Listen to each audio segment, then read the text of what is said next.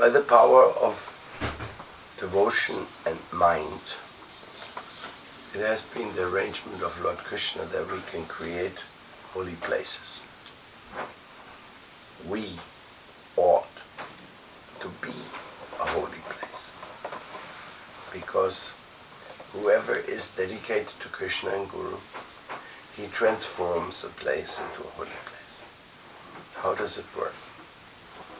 Well, you have to make a temple inside of your heart.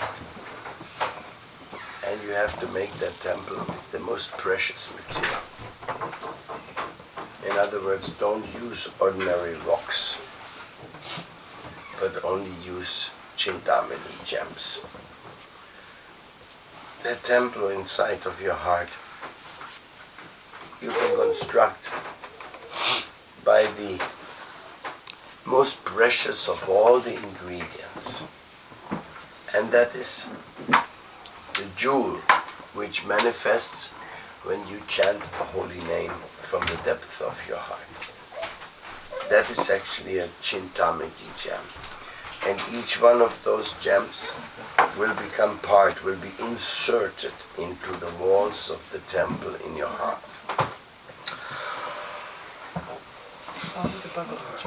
Namo Bhagavate Vasudevaya.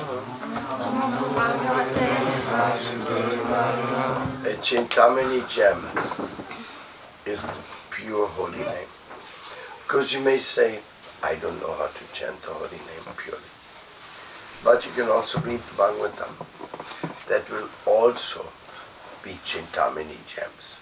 Because as you read the Srimad Bhagavatam written by a pure devotee, you will already have installments of Vrindavan embassy inside of your heart. Just appreciate it. Just open the doors of your heart and let Govinda in. No, it's not like that. He's already inside. Open the doors of your heart and see Govinda within. Because he's there. Govinda is our eternal Lord. He is our Ishvara, he is our Parameshvara, he is our Paramatma, he is Govinda, Govinda, Govinda. I was very surprised when we went to South India and we went to take shelter of Balaji Venkateshwara. He is actually worshipped, basically,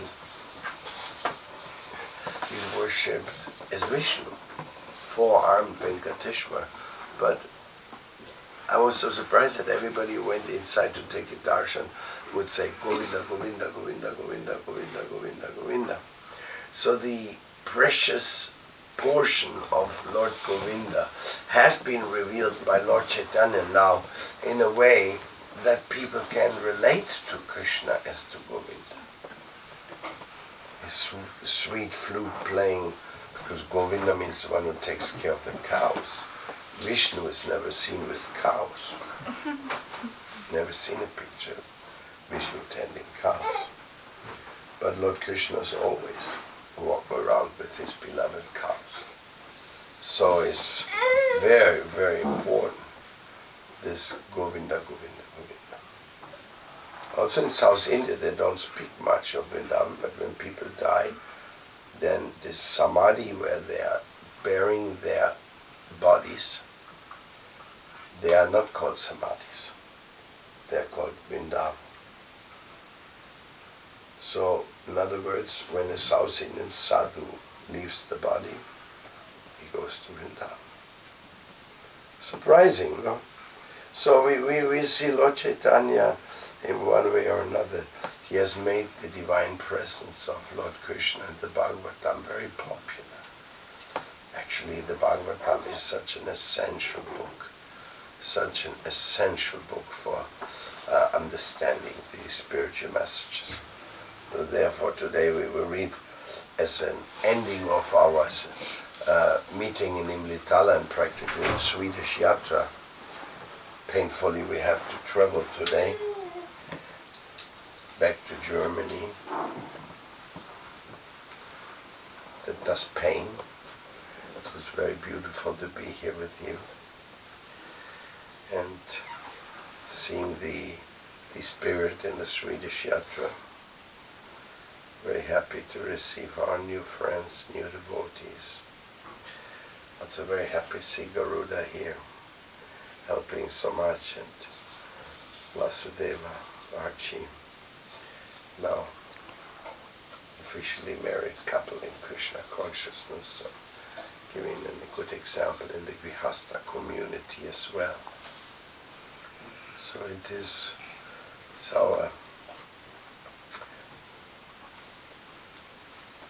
you could call it our great fortune to be involved with the Swedish Vaishnava community, especially when I was a young man. I was here sent by Prabhupada, believe it or not. Sent by Prabhupada to help the Swedish Yatra in those days. It was a specific situation. It was actually Krishna's arrangement. Because two very capable men were here, Ajit and Vegavan. And they were Prabhupada's disciples, and they had come here from Australia.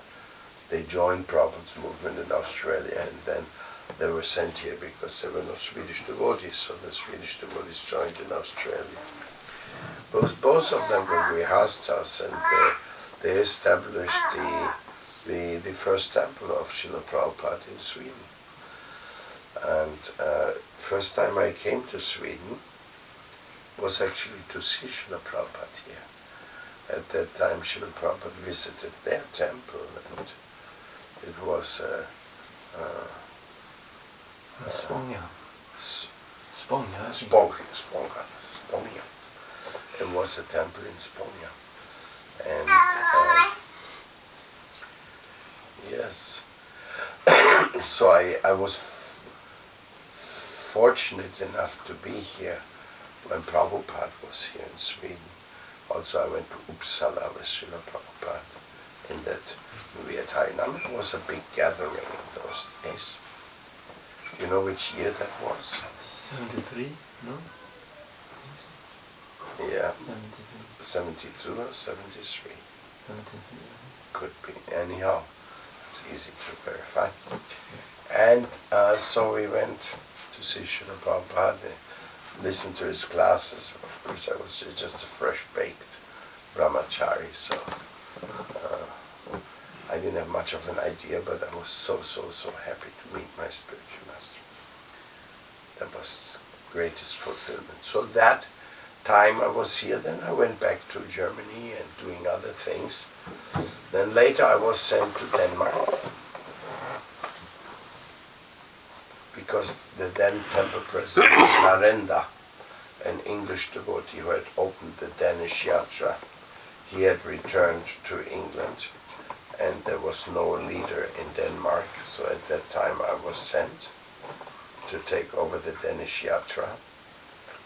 That was quite a challenge because I didn't speak a word of Danish, but it was also a nice experience. It was practically the first time I had full leadership of a temple, because I had been an assistant to Shivananda Prabhu in Berlin previously, but not so fully, and not with full responsibility.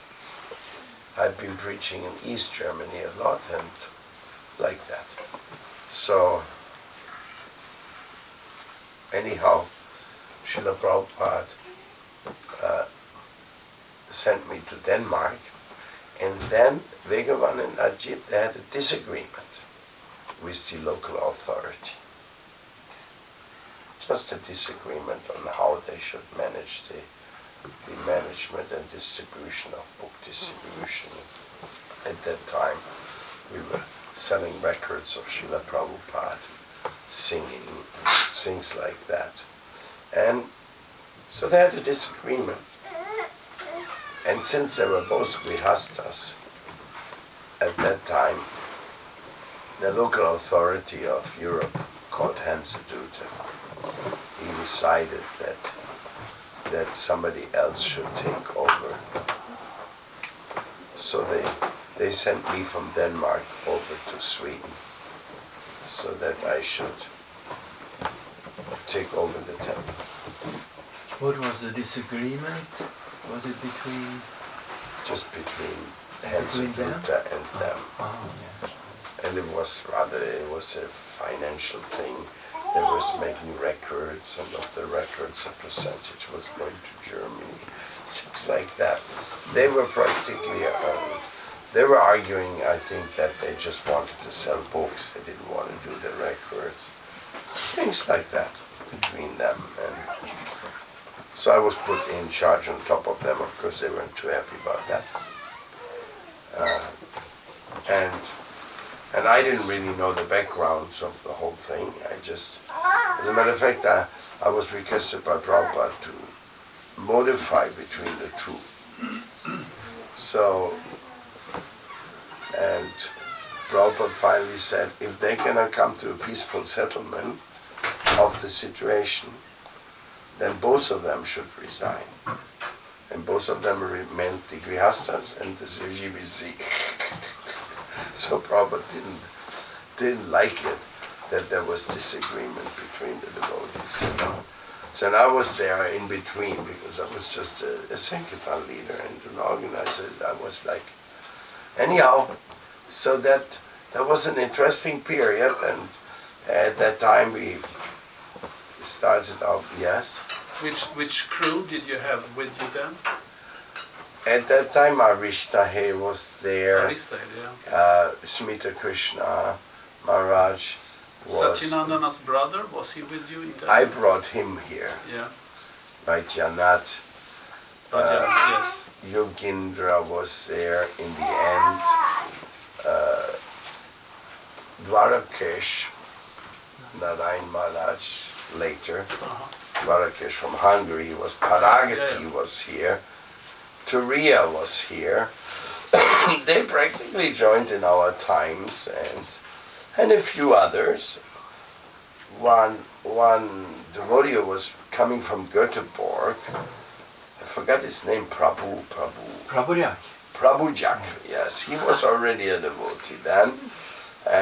But I didn't see him. He never lived in the Stockholm Yatra, and the Göteborg Yatra had not been officially opened. But I think he was already in.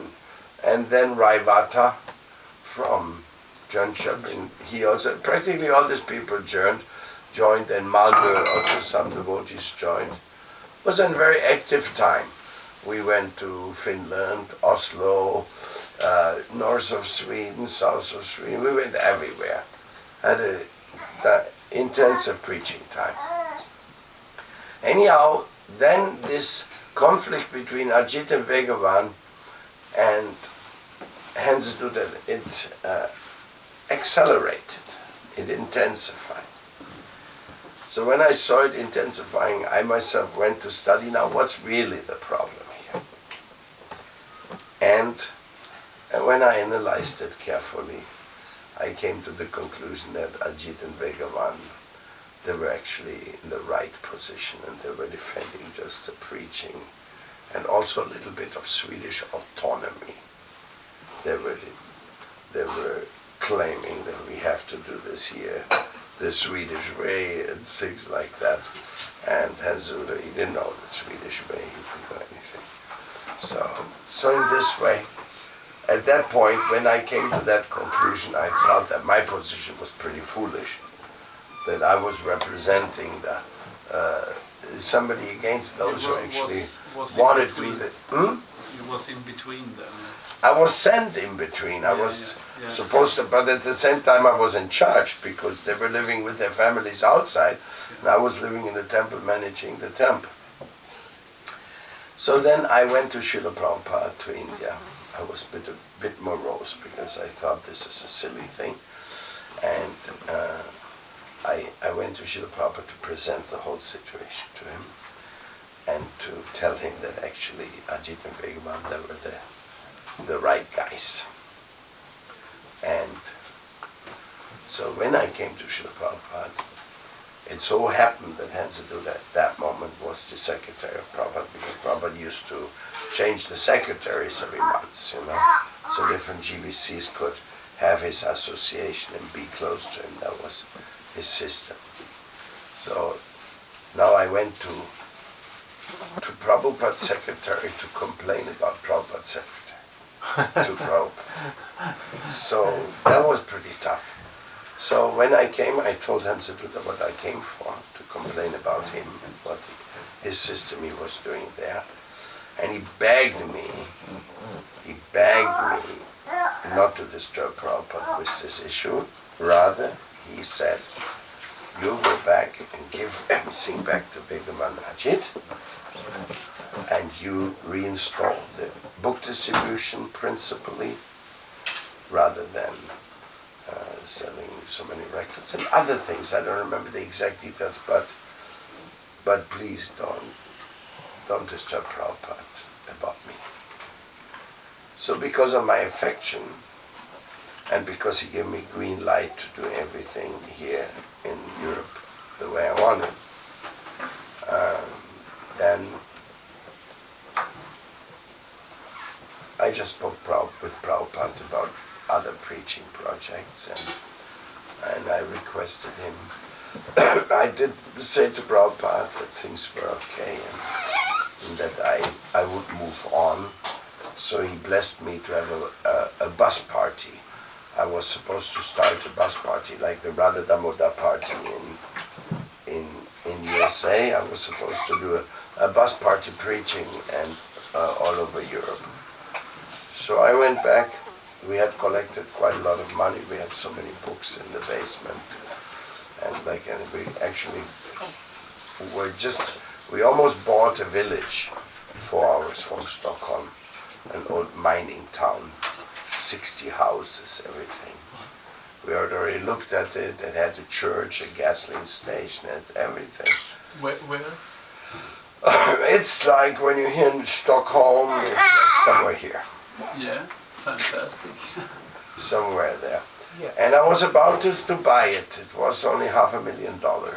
It was a mining town. There had been, I think there were silver mines or something. It's probably still sitting empty there. So that's what happened. Otherwise it would have not been Korshnas or Anviks, because we would have bought that. So anyhow, I gave all the money to Bhagavan Ajit. I bought an old Scania Vabis bus.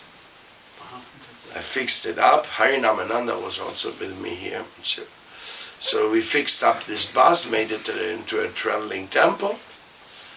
And with a few devotees who were with me, I took off and returned the management to Bhagavan Ajit. I think a little bit more to Bhagavan, if I don't remember, to both of them. And then I went on my way out of Scandinavia. But I had a very sweet memory of my days in Scandinavia. Very sweet memory. I loved Sweden, I loved Norway, everything. Denmark. It was very happy that I could have served Prabhupada in this area. But then I started traveling with this bus. I first went to Finland, then I went to Denmark. Then we set over with the bus from Denmark to England, met Srila Prabhupada there.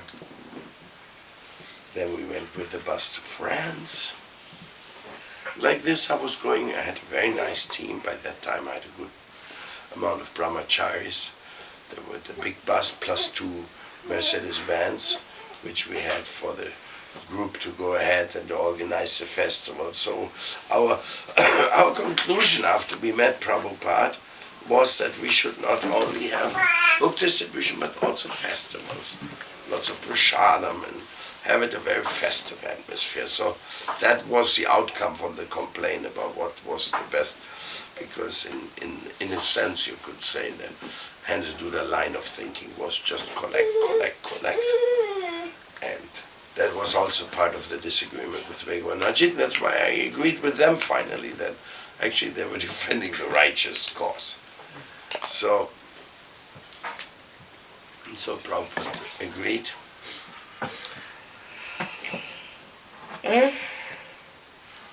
At that time also when I met Prabhupada, I asked him for sannyas.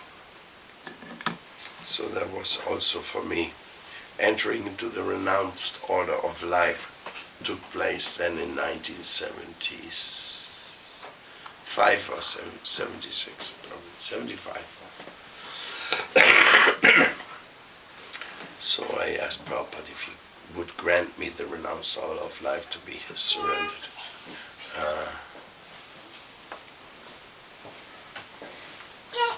Servant.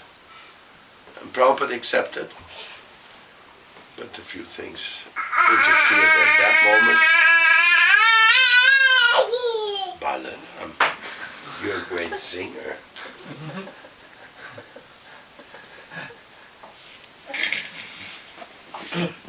So this all brought so many sweet memories to me. So I left them. I was in charge of the book printing in Scandinavia also in those days, for all the Scandinavian languages, and we started later.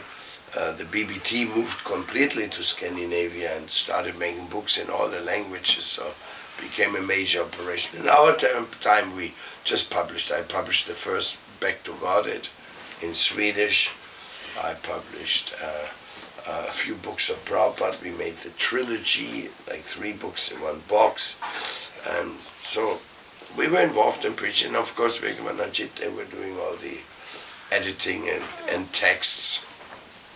And Prabhupada was very pleased with that also. Because the literary work is very, very hard job to do a good quality and all that.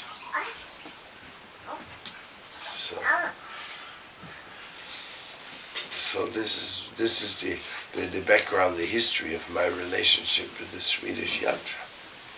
I moved out voluntarily then at Srila Prabhupada's time. I don't know why, because I was feeling that I should take responsibility. Anyhow, when I was moving around with the bus to many cities, I was getting very bored because I was the bus driver. And that means I always had to look for parking places. And to park a big bus in German or in Europe in little towns, that's not fun. Hardly you find a place where you can park a bus. They were always inconvenient places. So.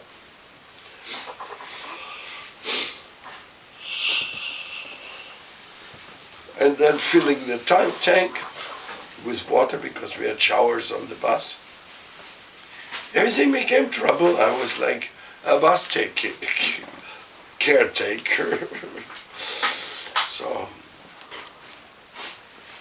anyhow, then Krishna arranged it that George Harrison came to London, and George Harrison saw the bus and he went and he liked it very much, the traveling tank. So, but at that time George Harrison donated to Srila Prabhupada the Goddess of Fortune, which is his record he made, the original Apple recording of bhajans, which originally was property of Apple, but George Harrison said, no, I give this to Prabhupada. So then, again, the idea came, why not distribute records with this music, because records is so welcome. People easy buy a record and not so easy buy a book. So that was the idea, and since I had the experience of distributing lots of records, then I was put in charge of that program of establishing this. And it was meant to start in the US, so I was sent to the US to do this. And this is how I left Europe and ended up in Latin America. By Srila Prabhupada's infinite grace and mercy, he gave me another Prabhu Datta Desh outside of the European turf. And yes, that's why I lost my Swedish, because then never speaking Swedish again, never reading and learning other languages, so I lost Swedish. But I didn't lose my affection for Sweden and my memories, sweet memories of the devotees here and the projects and Gornitai. We installed Gornitai in in Stockholm in those days. I guess they're in Korsnäs now, these Gornitai, no? The original Gornitai, no? Like this size. No, they're smaller. No? Small. They have small in Stockholm. In Korsnäs, they are like that. No, we installed big But in Gornitai. Korsnäs, No, they're not so big. Maybe they moved them to Anviks. No, no. Panchata. They have Panchata.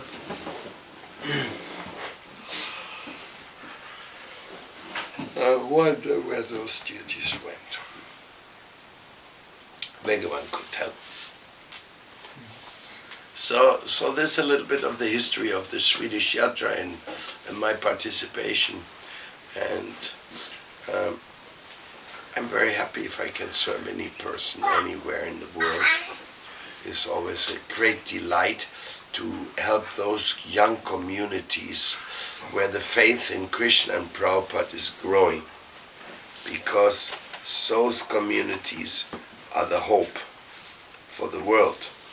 Because in those communities where people are creating a sanctuary inside of their heart, those community where they creating sanctuary also in their environment, like Imlitala and Nimahu said, Sattva, etc., Paramakaruna Ashram in Umeå, wherever this atmosphere is created, that place is a holy place. And as I told you, we should create a holy place in our own heart, make a temple constructed with the holy names, Chintamani gems, inside our heart, install there the deity, worship the deity in our heart, and then get all the enthusiasm and the power to go out and to represent these teachings to the people. Like I was just talking to our neighbor psychology, and we were going by a few subjects of life. Yes. And we agreed on everything. We didn't have one single disagreement, at least she didn't say anything. But she's working as a psychologist in a hospital here, and I'm a traveling monk. And we only know each other very superficially, just from a few meetings. So how is it possible that we agree on everything? About spiritual education and. The reason is because it's the truth. And the truth is the truth, and a sincere person will agree with the truth. Then, what do you do about it? That's another question. What do you do about it?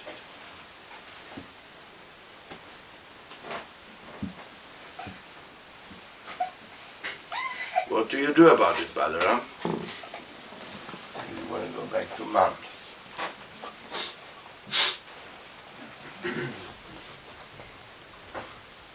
So, what I do about it is spreading the holy name to those who are ready, and spreading vegetarianism to those who are listening. And vegetarianism means environmentalism. And environmentalism means worshipping of Mother Nature and gratefulness towards Mother Nature.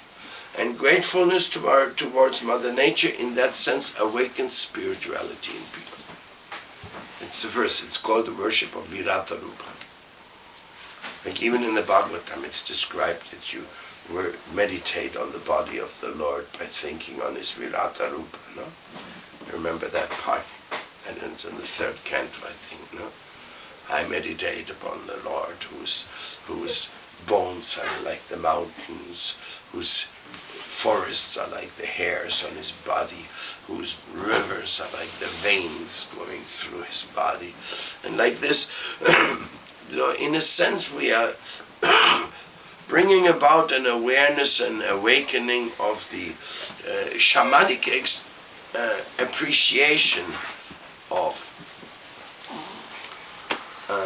the nature of our surrounding world. And of course, next step is Krishna consciousness. But by going this way, we are not turning people away who may be having a difficult time to jump immediately into the Krishna concept. We wish to just straightforwardly speak about Bhagavad Gita to the whole world, and we can give Bhagavad Gitas to the whole world, but the whole world also wants to know what are you up to, what are you concerned with, what are your priorities. When they see a farm like this, they become very charmed. When they see a charity project made by the devotees, they're also very charmed. And Spoon Revolution is a charity project to make people vegetarians, because I just heard it Prabhupada said on a lecture yesterday. I heard that. It was so harsh, and he said it twice. He said, whoever eats meat will not be able to understand spirituality.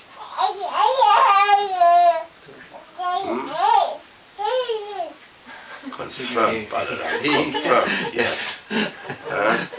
Whoever, and he said it twice, he repeated it, whoever eats meat will not be able to understand true spirituality. When I heard that again, I said, Mahar, you have to hear that, and you understand me better. We have to somehow to get the people to understand to eat meat is not only a question of health. There's a philosophy to it, non-violence and love. It comes directly with loving brothers and sisters. So it's a perfect entry towards speaking about true spirituality. It's a perfect entry. And if we don't speak about it, then we are leaving the essential part out of what we are doing. One time, Rameswar came to Srila Sridhar Maharaj. He was one of the ISKCON leaders, and he was arguing about ISKCON's situation. And he said to Srila Sridhar Maharaj, we are doing great now. After Prabhupada left, we are doing great. And Sridhar Maharaj said, so what are you doing? We are selling 300,000 cookies in a month. Cookies? Prabhupada said, Sridhar Maharaj said, what? What's a cookie? And they explained what was a cookie, and he said, we are selling 300,000. We have them in the supermarkets and everywhere, and we're making them in the temple, making good money. La, la, la, la. Sridhar Maharaj was not at all impressed. He said, people buying some food, they don't know what it is about, they don't know what it's coming from. He said, that's not a big deal. He said, you should not feel satisfied like this.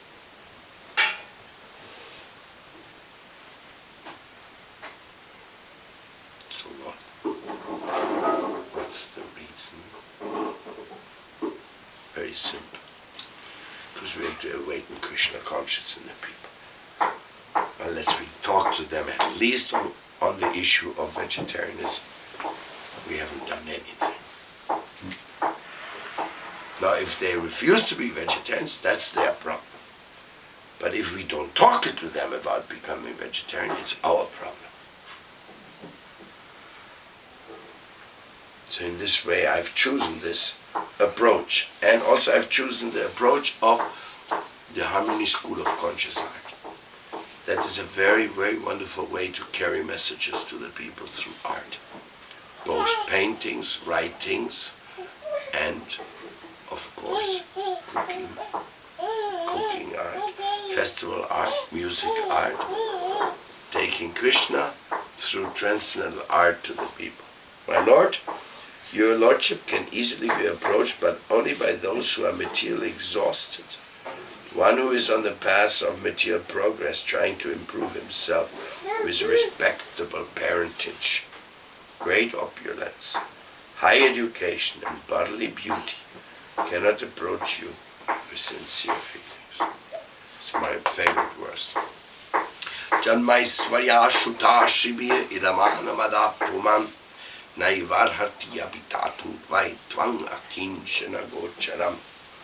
Being material advanced means taking birth in an aristocratic family and possessing great wealth and education and attractive personal beauty.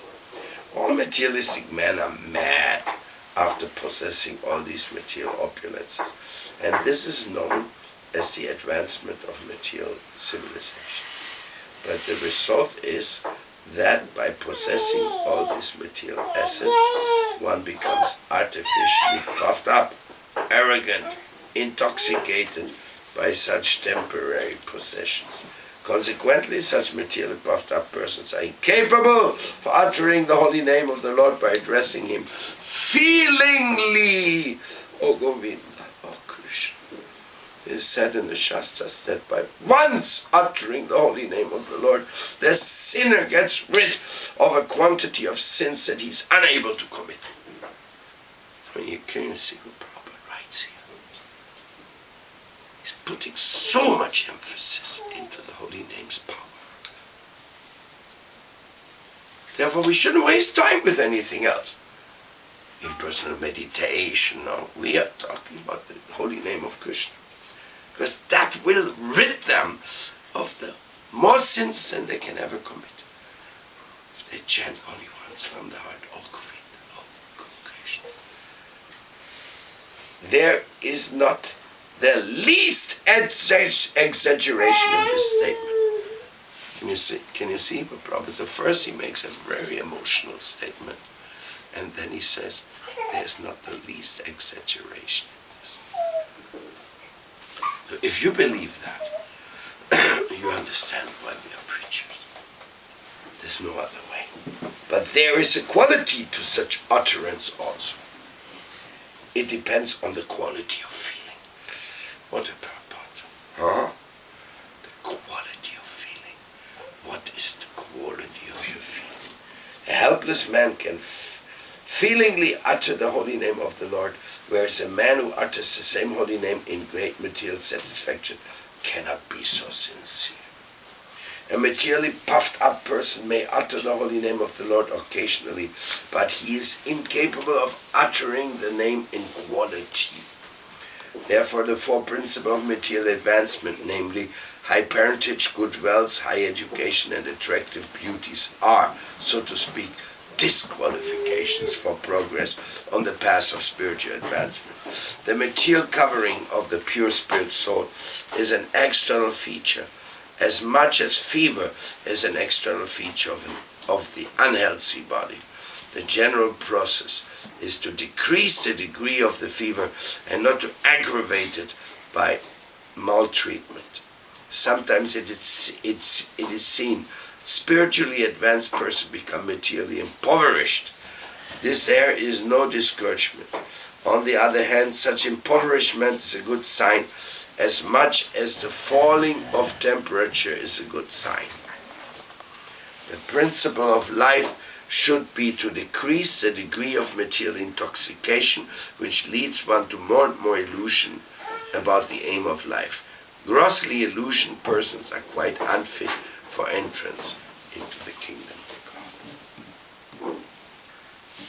God. So, my dear friend, what does it mean? If you have no money, congratulations. If you're sick and old and desperate, congratulations. If your wife ran away, congratulations. If your husband is useless, congratulations. If your country is falling apart, congratulations. If the politicians are all a bunch of crooks, congratulations. So I can congratulate all of you. Isn't it nice? Isn't that a nice philosophy? The worse things become, the more you congratulate. That's what the Bhagavatam says, right? I'm not speculating. Huh? When the intoxication is removed, the foolish thinking of I'll enjoy, I'll be happy, I'll have this, I'll have that, and then you take spiritual life less serious. So in a sense, when you lose everything, now, if you have not lost everything, then make sure you use it for Krishna so you don't have to lose it. Because otherwise, if you just use it for nonsense, you should lose it so you can make spiritual advance. Health including. If you have good health, use it for Krishna. If you don't have good health, recover it for Krishna. But whatever is the situation of your health,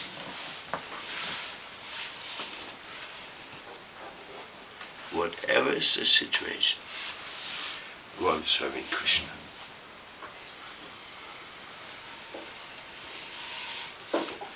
This is our humble request.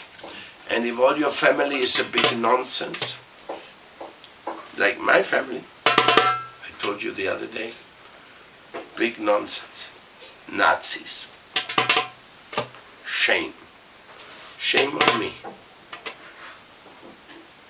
I was born after, I could say, not your fault. But it must have been my fault to be born in such a family.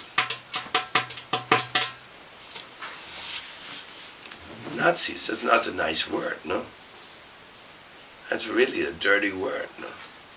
If you tell people today, you're a Nazi, he gets insulted. Right? So, all another reason to become humble.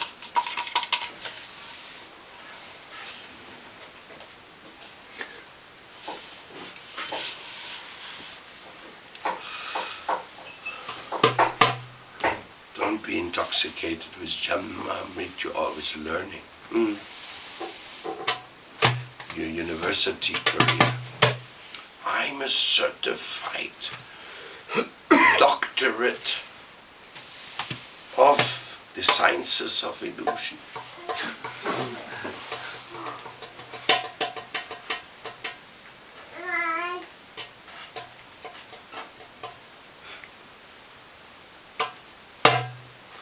So in other words, make the best of a bad bargain. Don't ever become disheartened. We need you in the spiritual world. And when you serve Krishna, you're already in the spiritual world.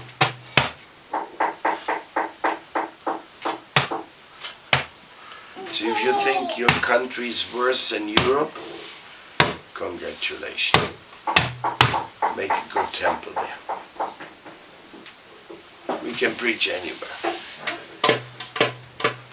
Have no difficulties whatsoever.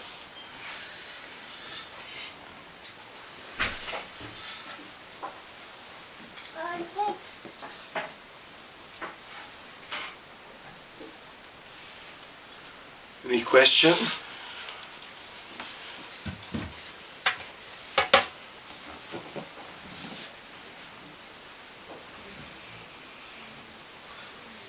Yes, I had a kind of small meditation yesterday because one of our friends had a question for me. It's about the animal killing. When I do service, like when I do the lawn, and I have a machine, and sometimes I just cannot avoid killing animals, little animals and insects. So I had the feeling that as long as I do my service and these little animals are being killed by accident, my karma is being reduced as long as I have this consciousness, right? Yes, that's right. Certain level. That's why agriculture is called a violent activity.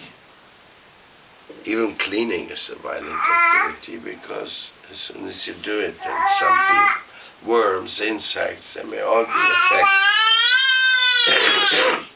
But this is not considered a deviation from the Lord if you do this in the Lord's service. You have to clean, you have to walk, you have to grow something on your land, so these things are not considered deviations.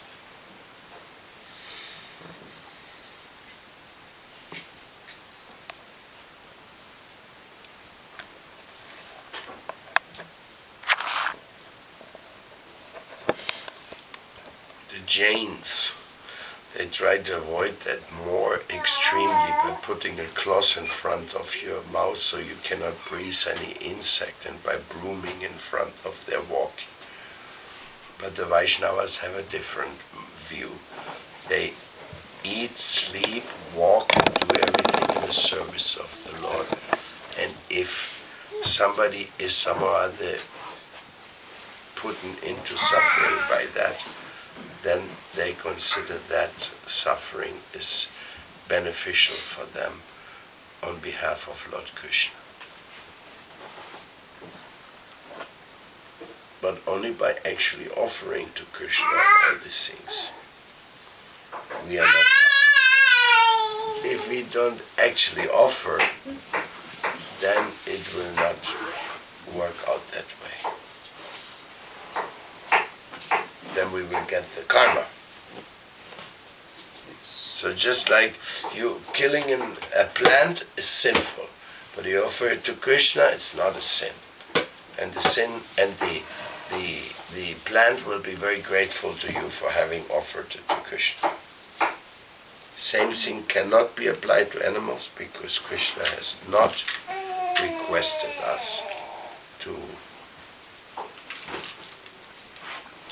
offer animals. So now it is 9:30, we will have breakfast and some more personal conversation, and then we'll have to take off.